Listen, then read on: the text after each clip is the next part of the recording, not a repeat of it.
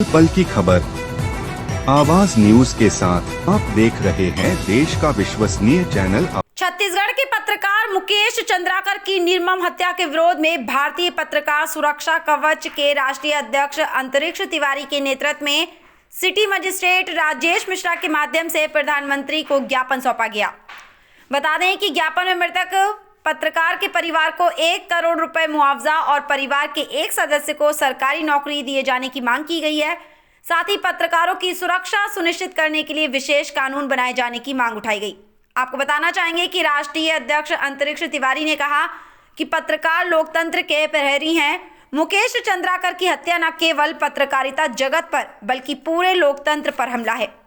केंद्र सरकार को चाहिए कि पत्रकारों की सुरक्षा के लिए विशेष कानून बनाएं ताकि भविष्य में ऐसी घटनाओं की पुनरावृत्ति न हो और पत्रकार बिना भय अपने कर्तव्यों का निर्वहन कर सकें।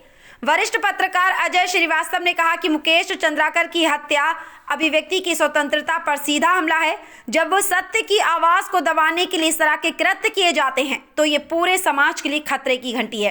केंद्र सरकार को चाहिए कि मृतक के परिवार को न्याय और सहायता दोनों सुनिश्चित करे। देखिए रिपोर्ट। से आप देख रहे हैं कि इस समय पूरे देश भर में जो ईमानदार पत्रकार हैं वो जैसे ही सामाजिक और देश हित के मुद्दों को उठाते हैं या भ्रष्टाचार को उजागर करते हैं या तो कहीं उनके ऊपर कुछ भ्रष्ट नेताओं के द्वारा या कुछ भूमाफियाओं के द्वारा या जो पूंजीपति भ्रष्ट हैं उनके द्वारा उन्हें या तो किसी मुकदमे में फंसा दिया जाता है, जेल भेज दिया जाता है, या तो फिर अगर उससे भी वो हार नहीं मानते हैं वो पत्रकार तब भी लिखते रहते हैं तो कहीं उन्हें दुर्घटना के तहत मरवा दिया जाता है, या तो जैसे अभी छत्तीसगढ़ में देखा गया कि एक सेफ्टी टैंक के अंदर एक वरिष्ठ पत्रकार जिनका नाम संतोष है उनकी लाश मिली। उन्होंने भी जो है बहुत बड़ा भ्रष्टाचार का मुकेश नाम था, जो मुकेश पत्रकार थे उनकी हत्या हो गई क्योंकि उन्होंने करोड़ों का घोटाला जो है खोला था। तो आज अयोध्या के जितने भी पत्रकार साथी हैं वो बहुत ही आक्रोशित हैं और दुखित भी हैं कि जो लोकतंत्र का चौथा स्तंभ जिसको प्रधानमंत्री ने कहा था और आज उसकी भी रक्षा और सुरक्षा बड़े ही संदेह में है। वो घर से निकलता है, कहाँ क्या हो जाएगा उसके साथ उस पत्रकार को पता नहीं रहता अगर ईमानदारी से वो काम कर रहा है।